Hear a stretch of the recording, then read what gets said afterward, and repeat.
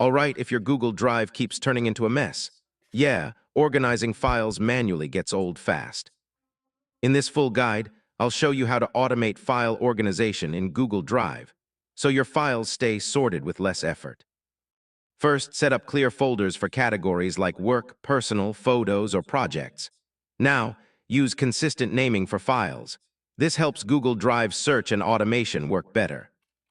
You can use filters to quickly locate and move related files into the correct folders. Turn on automatic file conversion in settings if you regularly upload documents. For team projects, shared drives help organize files automatically in one place.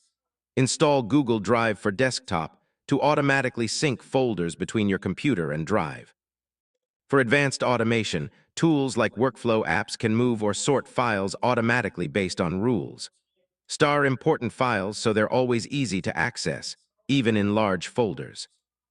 Even with automation, do quick cleanups occasionally to keep everything running smoothly. And yeah, that's how you automate file organization in Google Drive. A little setup now saves a lot of time later.